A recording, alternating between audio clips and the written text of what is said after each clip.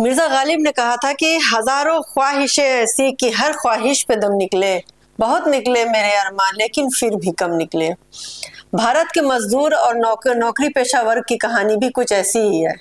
ख्वाहिशें तो बहुत थी कि कानून बदलेगा, सिस्टम सुधरेगा, जेब भारी होगी, लेकिन अब जब कानून बदल चुका है तो अरमान निकल रहे हैं या दम निकल रहा है, ये समझना थोड़ा पेचीदा हो गया है।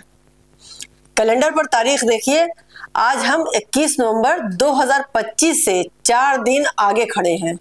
वो तारीख जिसका इंतजार कारपोरेट जगत के और ट्रेड यूनियंस पिछले 5 साल से कर रहे थे, वो आई और चुपचाप निकल गई। कोई बड़ा धमाका नहीं हुआ, कोई सायरन नहीं बजा, लेकिन हकीकत यह है कि पिछले 96 घंटों में आपके काम करने का तरीका, आपकी सैलरी का स्ट्रक्चर और आपकी नौकरी की सुरक्षा सब कुछ बदल चुका है।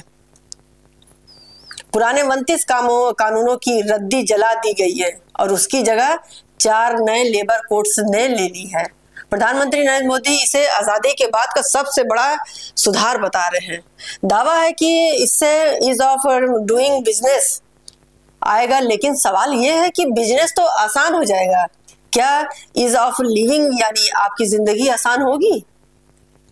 नमस्कार, मैं नाहिद और आप देख रहे हैं एक संदेश। अगर आप हमारे चैनल पर नए हैं तो प्लीज इसे सब्सक्राइब जरूर करें और वीडियो को आखिर तक देखें, और देखने के बाद अगर अच्छा लगे तो उसे कमेंट जरूर करें, इससे हम लोगों को मोटिवेशन मिलता है।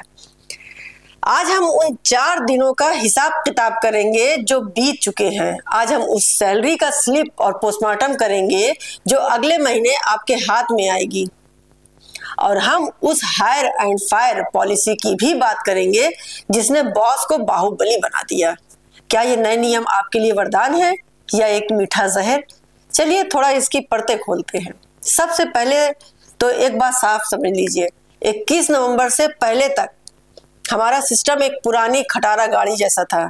29 अलग अलग केंद्रीय कानून, कोई कानून 1948 का फैक्ट्री एक्ट तो कोई 1936 का पेमेंट ऑफ वेजेंस एक्ट। एक कंपनी चलाने वाले को आधा वक्त तो यही सोचने में लग जाता था कि कौन सा रजिस्टर भरना है और किस इंस्पेक्टर को खुश रखना है। इस मामले में सरकार की तारीफ करनी होगी, उन्होंने इस पूरी खिचड़ी को हटाकर 4 साफ सुथरी थालियां परोस दी हैं। Code on wages, social security, industrial relations और सेफ्टी कोड। मकसद है एक देश एक कानून। एमएसएमई सेक्टर के लिए ये ऑक्सीजन की तरह है। अब उन्हें 10 जगह माथा नहीं टेकना पड़ेगा। एक रजिस्ट्रेशन, एक लाइसेंस और एक रिटर्न। लाल फीताशाही कम होगी तो जाहिर है धंधा भी बढ़ेगा। लेकिन कानून सिर्फ कागज पर अच्छा लगने के लिए नहीं होता है, उसका असर जब इंसान की जिंदगी पर पड़ता है तब असली तस्वीर सामने आती है, और वो तस्वीर थोड़ी धुंधली होती है। और ये जो आए हैं नियम, उसकी भी तस्वीर थोड़ी हम इंसानों के बीच उसकी भी तस्वीर जो है तो थोड़ी धुंधली है। अब आते हैं उस मुद्दे पर जो सीधा आपके बैंक बैलेंस को हिट कर रहा है। और यकीन मानिए ये खबर आपको थोड़ी चुभ सकती है। एक नियम लागू हो चुके हैं, इनका सबसे बड़ा ब्रह्मास्त्र है 50% बेसिक सैलरी का नियम। अब तक क्या होता था, प्राइवेट कंपनियां बड़ी चालाकी से आपकी बेसिक सैलरी कम रखती थी और house rent conveyance special allowance के नाम पर बाकी पैसा देती थी। इससे कंपनी का पीएफ का खर्चा बचता था और आपके हाथ में इन हैंड सैलरी ज्यादा आती थी। लेकिन पिछले 4 दिनों से ये गणित पूरी तरह से बदल गया है। अब आपकी बेसिक सैलरी कुल सैलरी का 50% होनी ही चाहिए। इसका मतलब क्या है? इसका मतलब है कि आपका पीएफ ज्यादा कटेगा। पीएफ ज्यादा कटेगा तो ग्रेजुएटी भी ज्यादा कटेगी, और जब ये दोनों ज्यादा कटेंगे तो महीने के आखिर में जो कटाकर हाथ में पैसा आता था वो अब कम हो जाएगा। सरकार का तर्क है कि आप अपनी जगह सही है कि वो कह रहे हैं कि हम आपका बुढ़ापा सुधार रहे हैं, आपकी बचत बढ़ रही है, रिटायरमेंट पर मोटा पैसा मिलेगा। लेकिन जनाब, भविष्य के सपने सुहावने होते हैं, मगर वर्तमान का ईएमआई, बच्चों की फीस, घर का राशन तो आज की सैलरी से ही जाएगा ना। एक मिडिल क्लास आदमी जो पहले ही महंगाई से जूझ रहा है, उसके लिए टेक होम सैलरी का कम होना किसी झटके से कम नहीं है। ये वो कड़वी गोली है जिसे आपको बेटर फ्यूचर के नाम पर निगलना ही पड़ेगा। लेकिन ऐसा नहीं है कि सब कुछ बुराई है, कुछ बदलाव ऐसे भी हैं कि जिन पर दिल खोलकर ताली बजाने का मन करता है। और ये बदलाव आया है हमारे इनविजिबल वॉरियर्स के लिए, गिग वर्कर्स, वो लोग जो आपके लिए पिज्जा लाते हैं, आपको ऑफिस छोड़ते हैं, यानी डिलीवरी बॉय या ड्राइवर। 21 नवंबर से पहले तक कानून की नजर में ये लोग अस्तित्वहीन थे। कंपनियां इन्हें पार्टनर बोलकर पल्ला झाड़ लेती थी, ना पीएफ, ना बीमा, ना कोई मेडिकल। लेकिन अब कोड ऑन सोशल सिक्योरिटी 2020 लागू होने के बाद ओला, उबर, जोमेटो और स्विगी जैसी कंपनियों को लाइन में आना पड़ा है। नियम साफ है कि इन कंपनियों को अपने टर्नओवर का 1 से 2% हिस्सा एक वेलफेयर फंड में डालना होगा। इस फंड से गिग वर्कर्स का हेल्थ पिकअप होगा, उसका हेल्थ चेकअप होगा, एक्सीडेंटल इंश्योरेंस मिलेगा और मैटरनिटी बेनिफिट भी मिलेंगे। जो लोग कल तक भगवान भरोसे सड़क पर गाड़ी चला रहे थे, आज उनके सिर पर कानून का हाथ है। ये एक ऐसा रिफॉर्म है जिसकी जितनी तारीफ की जाए कम है। अब बात करते हैं उस पहलू की जिसने देश की ट्रेड यूनियनों को नींद उड़ा रखी है, इंडस्ट्रियल रिलेशंस कोड। इसे आप इंडस्ट्री के लिए आजादी कह सकते हैं, लेकिन मजदूरों के लिए यह खतरे की घंटी है। पुराने सिस्टम में अगर किसी फैक्ट्री में 100 से ज्यादा मजदूर होते थे तो मालिक अपनी मर्जी से छटनी नहीं कर सकता था, उसे सरकार से परमिशन लेनी पड़ती थी। यह नियम मजदूरों को सुरक्षा कवच था, लेकिन 21 नवंबर से ये कवच थोड़ा सा पतला हो गया है। अब ये लिमिटेशन बढ़ाकर 100 से 300 कर दी गई है। यानी अगर किसी कंपनी में 300 तक कर्मचारी हैं तो बॉस को अपने फायर के लिए या फैक्ट्री पर ताला लगाने के लिए सरकार से पूछने की जरूरत नहीं है। कारपोरेट जगत बहुत खुश है, वो कह रहे हैं कि इससे हम बिना डर के ज्यादा लोगों को नौकरी दे पाएंगे, फ्लेक्सिबिलिटी मिलेगी। लेकिन सिक्के का दूसरा पहलू यह है कि जॉब सिक्योरिटी अब एक मजाक बनकर रह सकती है। हायर एंड फायर का कल्चर जो अब तक हम सिर्फ पश्चिमी देश में देखते थे, अब वो हमारे आंगन में आ चुका है। यही नहीं, विरोध का स्वर भी दबाया गया है। अगर आपको हड़ताल करनी है तो 60 दिन पहले नोटिस देनी पड़ेगी। अचानक काम रोकना अब गैर कानूनी है, यानी आप चिल्ला तो सकते हैं लेकिन काम नहीं रोक सकते। सरकार इसे अनुशासन कह रही है, विपक्ष इसे मजदूरों की आवाज दबाना कह रहा है। सच शायद इन दोनों के बीच कहीं दबा हुआ है।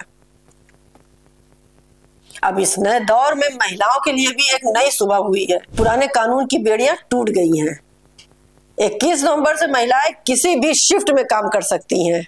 जी हाँ, जहां औरतें देखा जाता था कि और यहाँ पर महिलाएं सेफ नहीं है, वहीं पर अब सरकार ने ये परमिशन दे दी है कि महिलाएं नाइट शिफ्ट में भी काम कर सकती हैं। लेकिन यहाँ सरकार ने समझदारी दिखाई है, सिर्फ परमिशन नहीं दी है बल्कि जिम्मेदारियां भी तय की है। अगर कोई कंपनी किसी महिला को रात में बुलाती है तो उसे घर से ऑफिस और ऑफिस से घर छोड़ने की जिम्मेदारी लेनी होगी, उन्हें सुरक्षा देनी होगी, सहमति लेनी होगी। ये मैन्युफैक्चरिंग और आईटी सेक्टर में जेंडर इक्वलिटी की तरफ से एक बड़ा कदम है। और एक मास्टर स्ट्रोक है फिक्स टर्म एम्प्लॉयमेंट। अक्सर देखा जाता है कि कॉन्ट्रैक्ट पर काम करने वाले को वो इज्जत, वो फैसिलिटी या वो सुविधा नहीं मिलती है जो परमानेंट वाले को मिलती है। अब कानून कहता है कि भले ही आप 1 साल के कॉन्ट्रैक्ट पर हो, आपको सुविधा परमानेंट कर्मचारी वाली ही मिलेगी। और सबसे बड़ी खुशखबरी ग्रेजुएटी के लिए है। अब 5 साल इंतजार नहीं करना पड़ेगा। अगर आप 1 साल भी काम किया है तो आप ग्रेजुएटी के हकदार हैं। ये उन लोगों के लिए बहुत बड़ी राहत है जो प्रोजेक्ट बेस्ड पे काम करते हैं। एक छोटा लेकिन बेहद अहम नियम और लागू हुआ है। अगर आपकी उम्र 40 साल से ज्यादा है तो बधाई हो, अब आपके एम्प्लॉयर को साल में 1 बार आपका फ्री हेल्थ चेकअप करवाना ही पड़ेगा। यह सिर्फ एक नियम नहीं बल्कि कामगारों की सेहत के प्रति एक जिम्मेदारी का एहसास है। लेकिन दोस्तों, भारत में कानून और हकीकत के बीच हमेशा एक गहरी खाई होती है। लेबर कंक्रीट लिस्ट का हिस्सा है।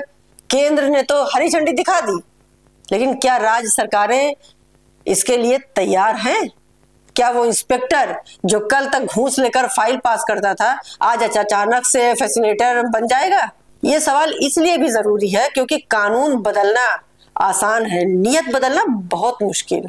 एमएसएमई वाले खुश हैं कि कंप्लायंस कम होगा, लेकिन क्या वो अपनी मजदूरों की अपॉइंटमेंट लेटर देंगे? क्योंकि नए नियम में हर कर्मचारी को अपॉइंटमेंट लेटर देना अनिवार्य है। कागज का ये टुकड़ा ही मजदूर का सबसे बड़ा हथियार है। क्या ये हथियार उन्हें मिलेगा? कुल मिलाकर 21 नवंबर 2025 के बाद हम एक नए लेबर युग में प्रवेश कर चुके हैं। ये एक मिली-जुली तस्वीर है। एक तरफ है ये ग्लोबल इकोनॉमी की मांग है, विदेशी निवेश लाने के लिए कानून का लचीला होना बहुत जरूरी था। दूसरी तरफ हमारे देश का वो मजदूर है जिसे लचीलापन नहीं, सुरक्षा चाहिए। टेक होम सैलरी का कम होना आज आपको चुभेगा, इसमें कोई दो राय नहीं है। हायर एंड फायर का डर भी सताएगा, लेकिन गिग वर्कर्स को मिला सम्मान और ग्रेजुटी के आसान नियम उम्मीद की किरण भी है। ये रिफॉर्म एक कड़वी दवा की तरह है। स्वाद खराब है, निगलने में तकलीफ भी हो रही है, लेकिन दावा किया जा रहा है कि ये इकोनॉमी की सेहत सुधार देगी। अब ये सुधरती है या इसका साइड इफेक्ट होता है, ये तो आने वाले वक्त की सैलरी स्लिप पर रोजगार के आंकड़े ही बताएंगे। तब तक के लिए अपने एचआर से सवाल पूछना शुरू कर दीजिए, अपने अधिकारों को जानिए, क्योंकि अब नियम पूरी तरह से बदल चुके हैं।